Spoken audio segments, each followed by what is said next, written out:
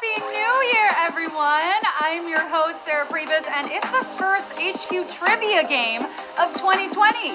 Y'all feel any different? New year, new you? I really dislike that expression. How about new year, same you, bigger goals? My New Year's resolution is to be more assertive, if that's okay with you guys. What are yours? Let me know in the chat. Eating more greens is always a good idea. Mint chocolate chip ice cream, sour apple candy straws. Pop, pop, pow! Those green foods really do make you stronger. Anyway, here's to a brand new decade. Sip, sip, hooray! It's water, people. I got a lot of questions to get through. Speaking of which, let's shift into trivia here, shall we? It's time to play HQ. You know how it goes. I'm going to ask you questions. You're going to select the correct answer, and if you get them all right, you get money and points. The season 12 finale is tomorrow. We've got a bigger jackpot and more coin prizes in store for you. But until then, keep playing the daily challenge, keep earning those points, and climbing to new levels. The next season will start on Friday. Tonight, I am going to ask you 21 questions, easy to hard. I know, it's a lot. So there are prize opportunities at Q6, Q11, and Q18. Get those right, and the choice for a prize is up to you. But if you think you can get all 21 questions right, sweet mama, that's impressive. We have a jackpot of $1,000 plus a whole lot of points to reward you with. So, if you didn't get everything on your wish list for the holidays, maybe this win will help you round it out. And if you got points, you can multiply them, but you won't be losing control. Multiply your points by 5, 10, or 15 times. Points get you to new levels, and levels give you free passes on questions so you can speed through the game. Now, this news is so 2019, but just in case you haven't heard, there's a brand new game show from us here at HQ called HQX. It's all about getting creative. There's no trivia questions. All you gotta do is take pictures with your phone to compete in photo challenges. Then all the players vote on their favorites, and whoever gets the most likes wins. So join us and play another game tomorrow at 8 p.m. Eastern. Now, let me tell you about some other games we got coming up. Friday, HQ Tunes is all about Britney Spears. I hope you get lucky, cause you're a star, and there's no room for, oh, oops, I did it again. In trivia, you gotta get it right the first time. Saturday is, you already know, Smarter Day. Eat your Wheaties and read an almanac or something and get ready for that extra hard trivia. And Monday is movie night on HQ. This Monday, the questions are gonna be all about The Devil Wears Prada. Is there a reason my coffee isn't here? Did she die or something? So, if no one told you, it's 2020. Did you make your New Year's resolutions list? Resolutions, schmesolutions. Is it the same or is it different from last year's resolutions? When in doubt, make a list of everything you did yesterday and just add don't in front of each item. So don't drink too much, don't spend too much money, don't skip the gym. Which of these resolutions is at the top of your list? Get fit, save money, or travel more? Let me know, what are you prioritizing? Maybe you're doing something really cool as your resolution, but when it comes to these, what do you want to do? Let me know. I want to get to know you, HQties.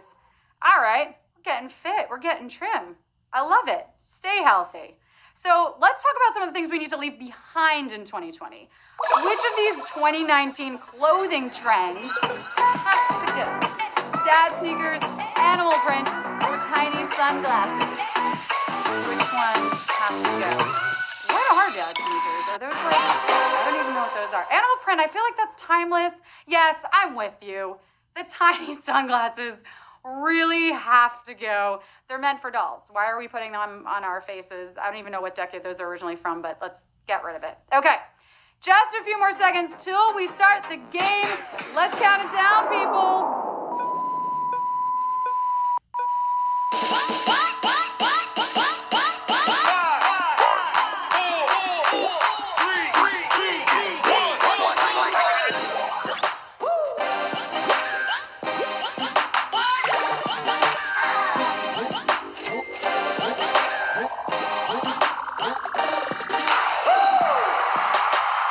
Let's get quizzical on Q1.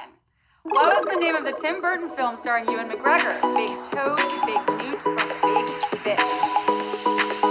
It was the last whimsical original Tim Burton joint before he started churning out those Disney live-action moneymakers. So, we have a soft spot for Big Fish. Big Fish is the movie.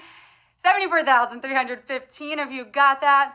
Oh, you big fishes are swimming upstream to Q2. That's the way to start this out in 2020. I love it. According to the old saying, practice makes what? Perfect, mediocre, or Allen Iverson angry? We're talking about practice, man. We're not even talking about the HQ game. We're talking about practice. And practice makes perfect. It does, or it gets you close to perfect, right? How are you doing? Yes, 82,406 of you are pretty perfect on this one. And yeah, you don't want to bring up practice around Iverson. It's a sensitive subject. Okay, so you can't redo 2019, but you can redo a wrong answer to a trivia question with extra lives.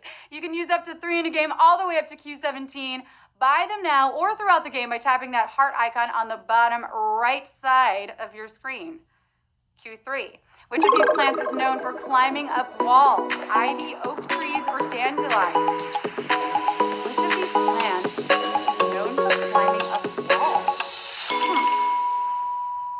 Well, I would travel any distance to see an oak tree climb a wall. But until Ticketmaster promotes that, I'll have to go to the top colleges of the Northeast to see those Ivy League vines. Yeah, Ivy, 82,441 of you got that. With no help from Mom or Aunt Becky, by the way.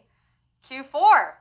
Which of these phrases describes typical modern car engines? Internal combustion, informal production, or external construction? Let's be clear. I know nothing about cars. I can't change a tire, I can't drive stick.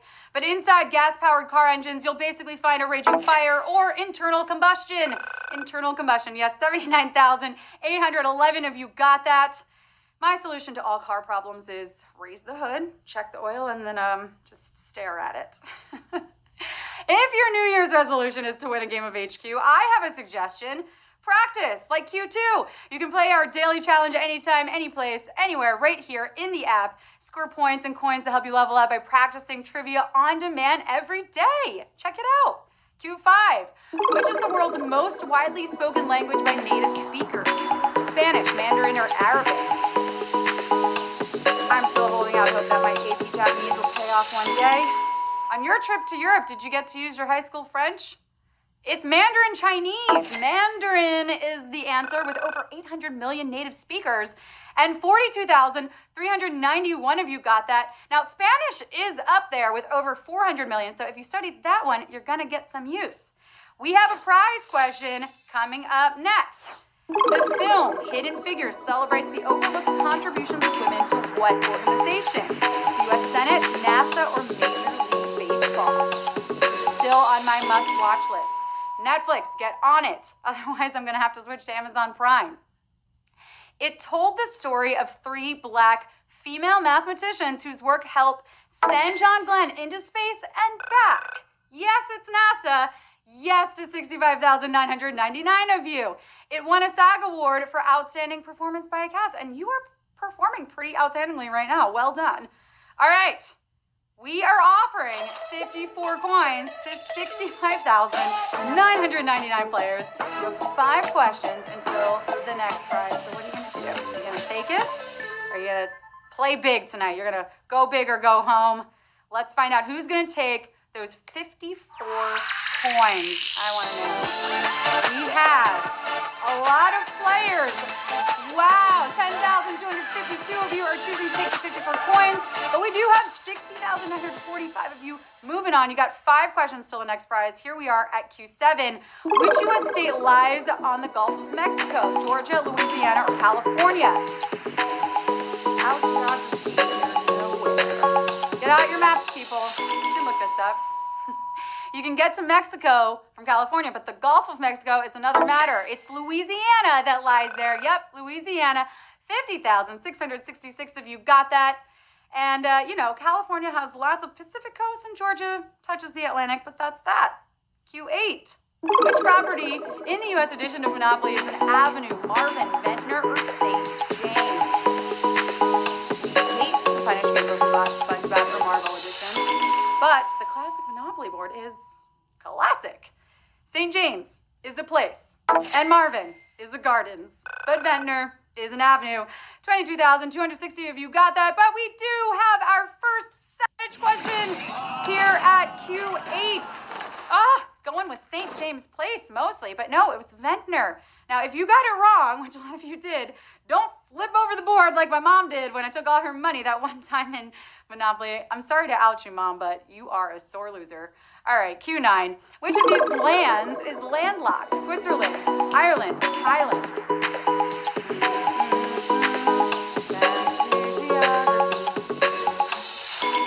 You better be able to swim off the coast of Thailand because I'm going there at the end of January and I'm really counting on it. All the brochures said that there would be swimming. Oh, whew, thank goodness. It's Switzerland. Yeah, I'm safe. Okay, 35,161 of you are neutral. It is completely surrounded by Italy, France, Germany, Austria, and Liechtenstein. So, yeah. Q10. Which of these Coen Brothers movies is entering its 4th season as a TV show on FX? Big Lebowski, Raising Arizona, or Fargo? Which one? It was adapted for TV by Noah Hawley, who also created the X-Men Universe show Legion, which is in its 2nd season.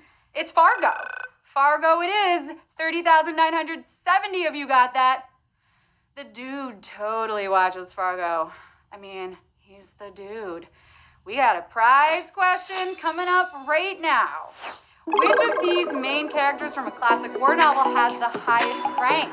Billy Pilgrim, John Yossarian, or Frederick Henry? Okay, you military buff bookworms. If that's a thing, then this question's for you. Captain John Yossarian of Catch-22 outranks Private Billy Pilgrim of Slaughterhouse-5 and Lieutenant Frederick Henry of Farewell to Arms. Yeah, John Yossarian it is, and savagery! Savagery at Q11, 8,626, you got that, but, those generals are charging forward. We have 25,000 of you privates that need more boot camp training. Get out and give me 20. Okay.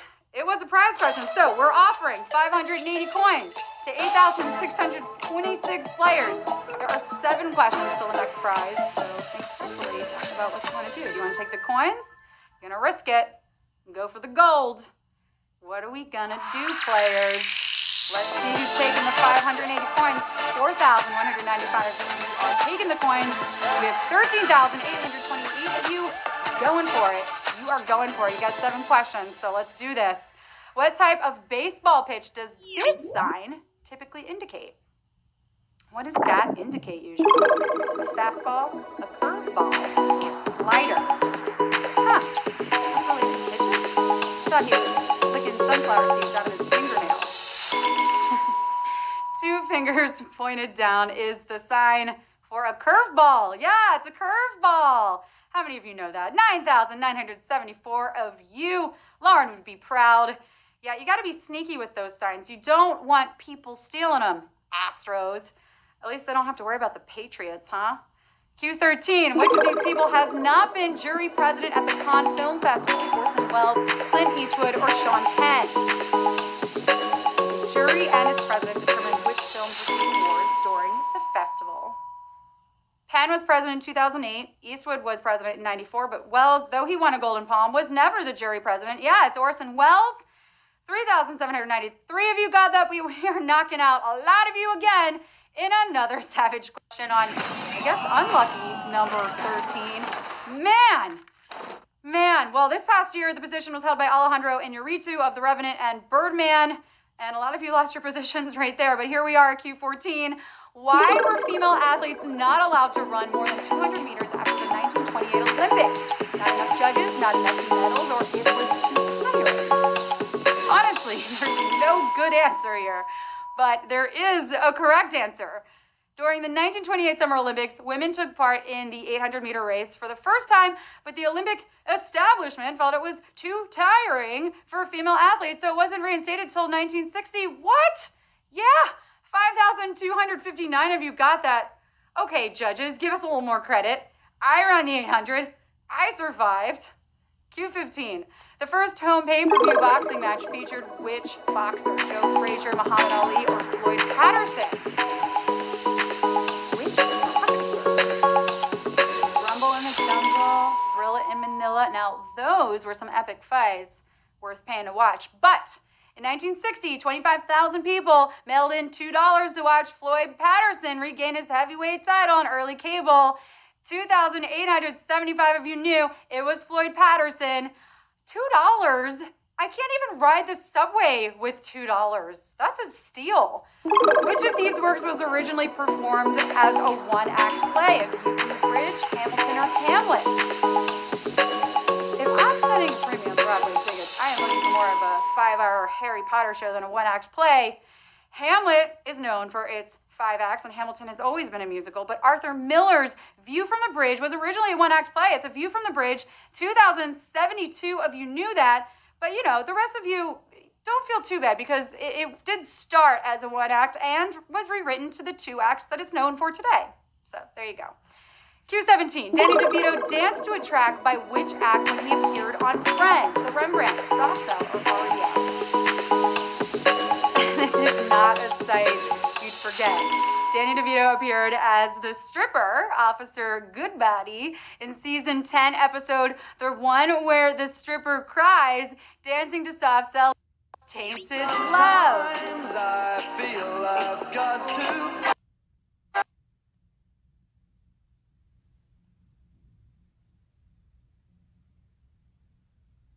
The Phoebe quote, don't worry. Amazing. He's got some moves, right? And you do too, because we're approaching a prize question.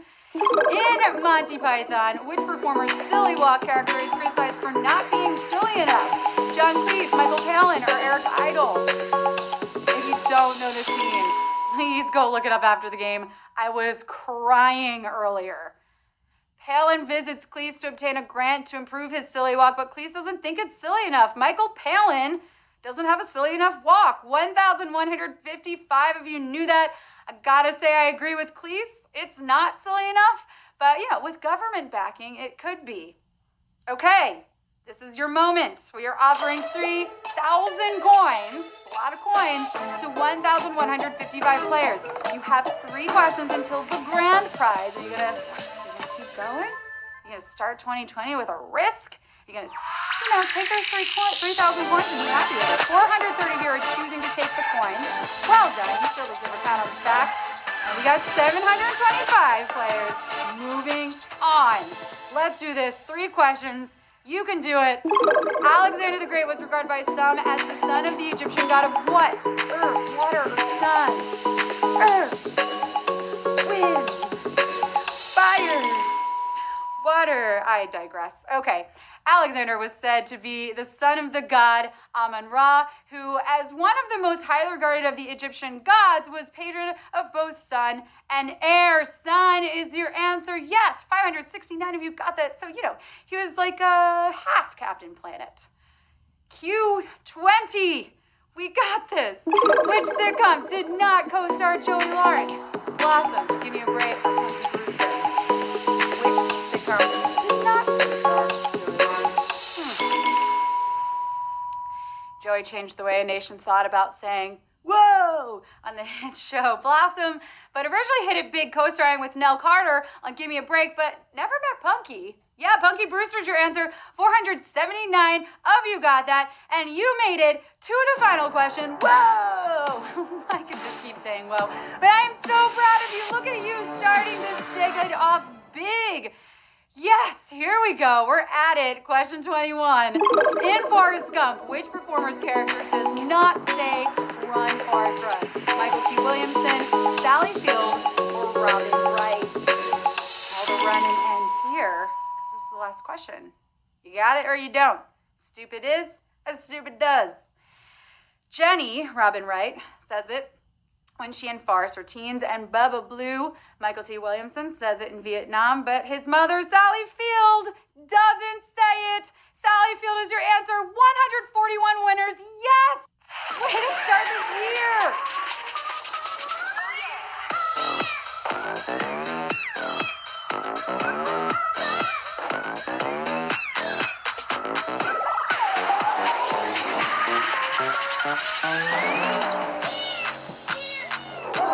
If your resolution was to win an HQ game, you're done. Like, you don't even have to work anymore. Fred Rogers, you took home $7. Darth Giffy, look at that cute little animal. You are a winner. I mean, you are all winners for even coming through this entire game with me. Poke me. I'm poking you right now. Can you believe it? You won. That's incredible. Who else? Mrs. Sandy. We've got Torquems, NJS0223, Alcone. You're all winning $7. Jerry, congratulations. Guys, you should be so proud of yourselves. You just made it through 21 questions. Now, didn't win tonight? Be less bitter. Wear more glitter. Thank you so much for playing. I've been your host, Sarah Pribis. Follow me on social media because, I'm trying to get Insta famous in 2020. What? I love free stuff. Join us all week for more games and more prizes. Now, go try to remember the words of Auld Lang Syne. Good night.